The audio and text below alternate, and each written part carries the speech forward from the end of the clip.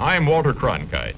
This is the story of Mustafa Kemal Ataturk, the strong man who in a little more than a decade led Turkey out of the Middle Ages and into the 20th century. The story, The Incredible Turk, as the Prudential Insurance Company of America presents the 20th century.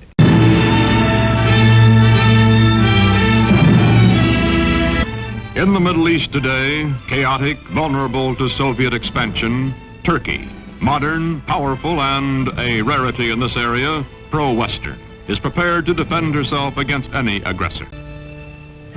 Today, Turkish cavalry defends the broken, desolate terrain at the edge of Asia Minor. These cavalry squadrons are part of the strongest fighting force in the Middle East, the Army of Turkey, a democratic-minded member of NATO, military partner of the United States.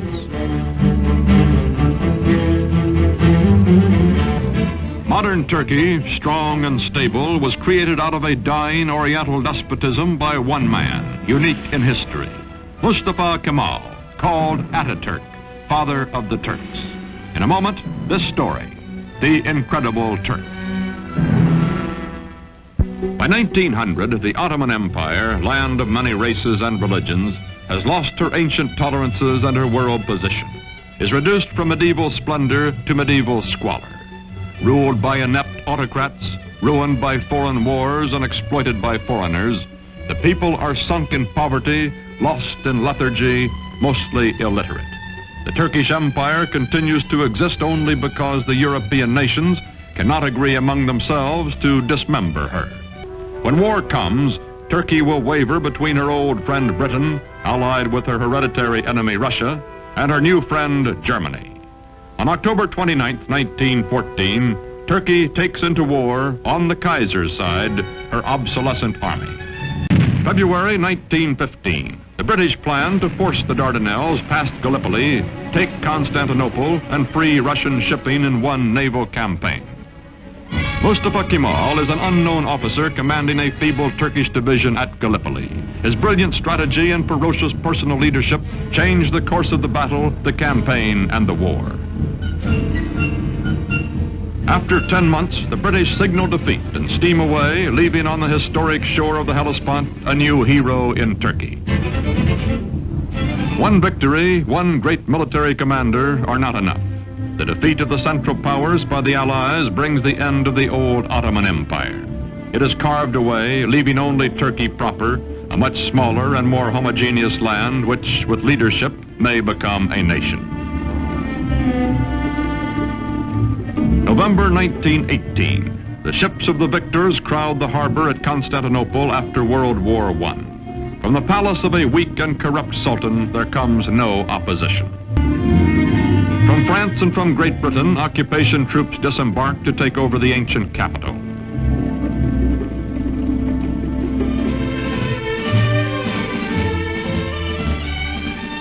Sure that the Allied armies in Constantinople will do nothing to prevent it, Greece is preparing for an invasion of Turkey. On May 15, 1919, the Greeks land their troops.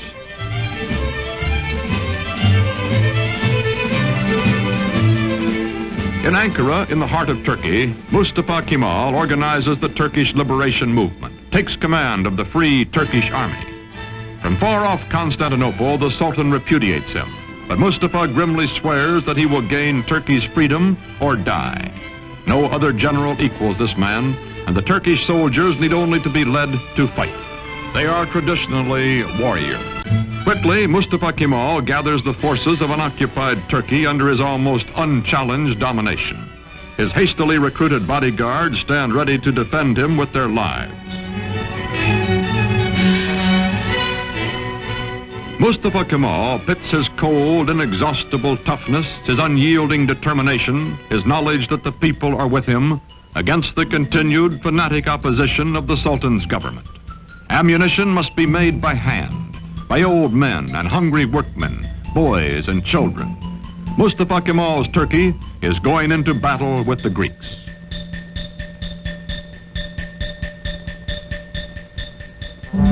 The war with the Greeks lasts 3 years, from 1919 to 1922. The Turkish people know it is a war of extermination, atrocious, no quarter given or asked. heroically led the Turks' advance against the invaders. September 9th, 1922, the Turks enter Smyrna, last stronghold of the invaders. Star and crescent fly over liberated Turkey. Mustafa Kemal Pasha, married to a woman of Smyrna who personifies his ideal of Western freedom for all Turkish women, is chief of state and supreme commander of the army. With the winning of the war, he removes his uniform, never to wear it again. He is now granted dictatorial powers by the elected National Assembly. In Constantinople, to be officially renamed Istanbul, the foreign occupation troops are evacuated. In the fall of 1922, Sultan Mohammed VI, whose family has reigned for 7 centuries, fears for his life and goes into exile as crowds cheer his going. Mustafa Kemal's victorious army enters Istanbul. First president of the First Turkish Republic, Mustafa Kemal, during the 1920s, keeps his limitless wartime powers and his command of the army, makes the hard, dry town of Ankara his capital. His fantastic dream is not of empire or conquest, but of creating a democratic Turkey, a new kind of Turk in his lifetime. The Ottoman sultans also had been caliphs, secular and religious rulers. Turkey's new government separates church and state. Instead of Friday, day sacred to Islam, when Muslims everywhere ritually cleanse themselves, the Western Sunday is proclaimed the official day of rest. Although Mustafa Kemal insists on personal religious freedom, to Kemal, this headgear, the fez, symbolizes Turkey's Oriental fatalism and ignorance. He will abolish it. Wearing the fez becomes an act of treason. European hat makers unload in Turkey. But woe betide the foreigner who dares laugh at a Turk in his new hat. More than 90% of Turkey's 13 millions are illiterate. Mustafa, who earned in school his second name, Kemal, meaning excellent, himself takes charge of replacing the difficult, obsolete Arabic script. A new Latin alphabet, a revised and standardized Turkish language are prepared by experts bullied into haste by Kemal.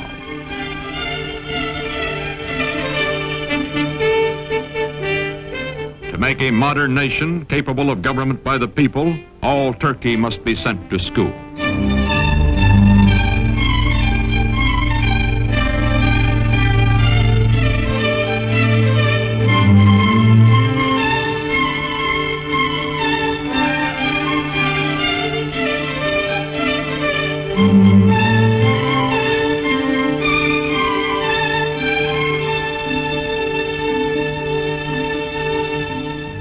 Islamic traditions are shattered. A man's image, Mustafa Kemal's, is displayed in public. He also orders all Turks to adopt Western-style family names and is himself christened Ataturk, meaning father of the Turks. The faces of Turkish girls and women are hidden, and they live in virtual slavery until Ataturk unveils them by decree and insists that all Turkish women adopt Western clothes, gives them equal rights under the law after abolishing polygamy, and opens to women all the trades and all the professions.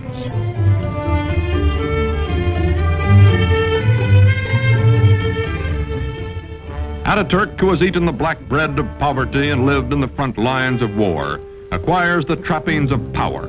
His proud, fiercely disciplined bearing, which annoyed his superior officers years before, does not change now that he acknowledges no superiors. The men around him treat him as emperors, and primitive chieftains and modern dictators are treated.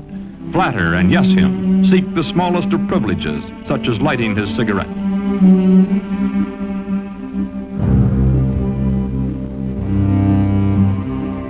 Man in a hurry, he has no time for opposition or for modifying his programs. Is too concentrated to pay the slightest attention to the awkward and harassed civil servant who is about to drip peach juice on his shoulder, or to the waiter who will wipe it off. Ataturk relieves long periods of relentless labor. This monarch in mufti never loses his public dignity, even at play.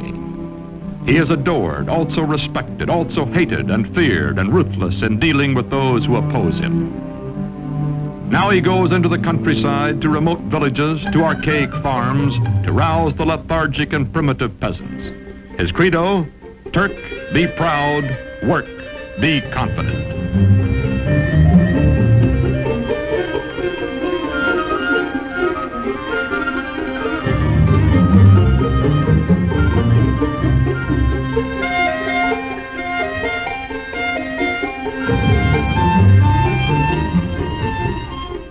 There are two ways of conquering, says Ataturk, by the sword or by the plow.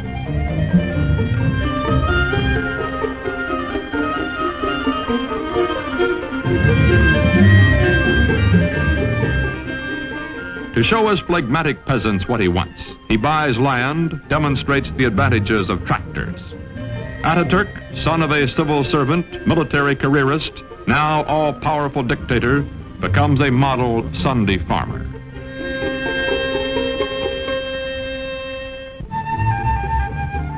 The world is anxious to restore good diplomatic relations with Turkey. From the United States comes Ambassador Joseph Clark Grew. For this revolution and high accomplishment, one man is primarily responsible. The name of Gazi Mustafa Kemal will forever be associated with the development, founding of the new modern Turkish state, and will forever be inscribed indelibly upon the rolls of history. Türk milleti taben demokrattır. The Turkish nation is democratic by nature. Zaten çok yükselmiş bulunan Amerika milletinin Türk milleti. I have no doubt that the American nation, which has gone so far in this ideal, is Turkey's friend in her aims. Bütün beşeriyeti birbirini sevmeye. This will not be all. Perhaps it can lead to a world of love, with all old prejudices erased, with all nations coexisting in peace and prosperity. When the Great World Depression of the 1930s slows down economic reconstruction in the country, Turkish people by the thousands wait for Ataturk to bring him their troubles and their problems. To the man in the street, Ataturk is his personal boss and his personal friend, willing to listen, wanting to help.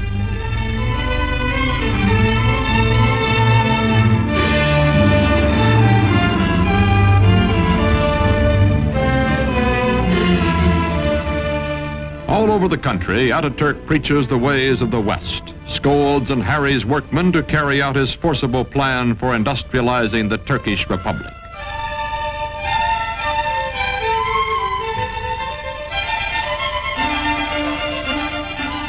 Turkey begins to move into the 20th century, builds dams, mills, factories.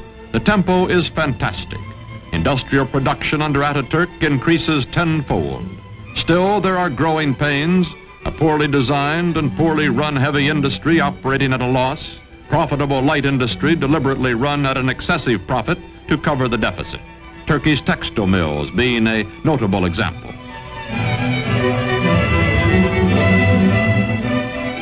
The European nations compete briskly for Turkish trade, for her surpluses, her chrome, and her tobacco, in exchange for the manufactured goods, machinery, and arms she imports. Turkey's foreign relations are excellent, but war is in the offing. Ataturk hopes Turkey can remain neutral, as indeed she will do during most of World War II. But meantime, he must mend his defenses and re-equip his neglected army, a bayonet army from an earlier era of belligerence.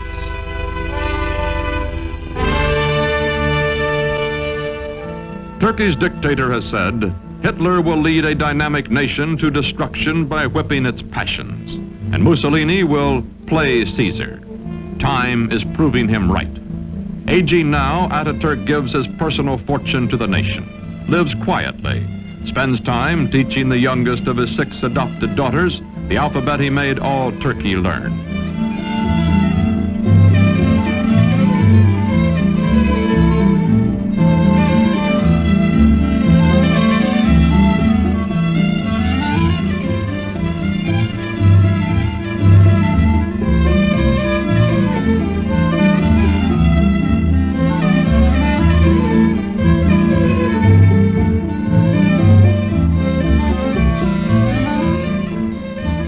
Watching his young nation, Father Ataturk believes in her democratic future and has preserved for her under his autocratic rule the Republican Constitution and the secret ballot which will elect his successors. His severest Western critic grudgingly admits, Ataturk is dictator so that Turkey may never again have a dictator. The Shah of Iran is among the neighboring rulers who come to admire Ataturk's prospering, progressive nation. The Emir of Transjordan comes. The Arab world is impressed by Turkey, but later when nationalism develops throughout Islam, none of its leaders will have Ataturk's genius or his convictions.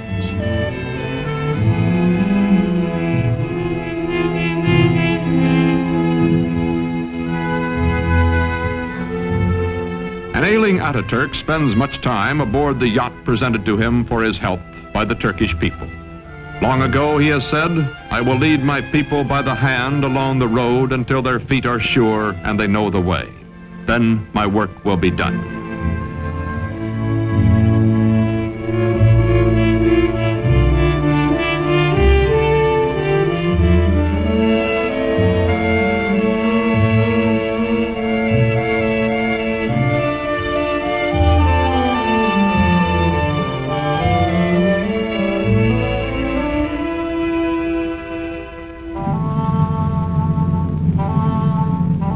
On November 10th, 1938, Ataturk dies at the age of 58. 13 years of his life he spent in active warfare fighting for Turkey. For 15 years, until his death, he was our first president and absolute ruler. His last command is that his successor be one who will follow his course. İsmet İnönü is that man.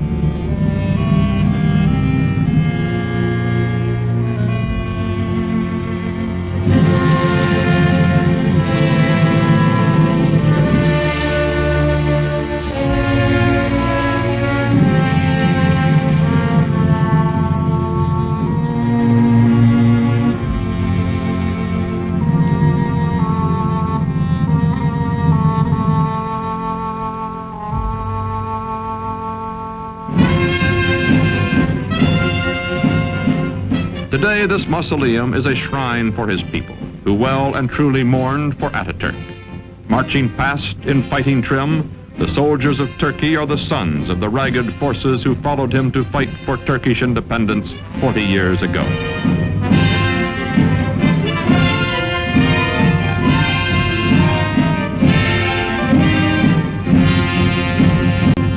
Modern Turkey is a vigorous ally of the West.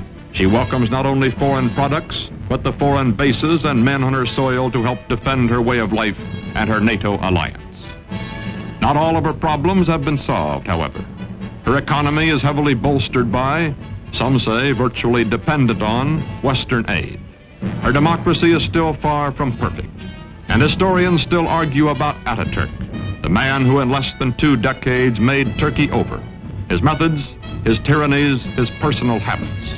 Yet none denies the staggering achievements of the incredible Turk.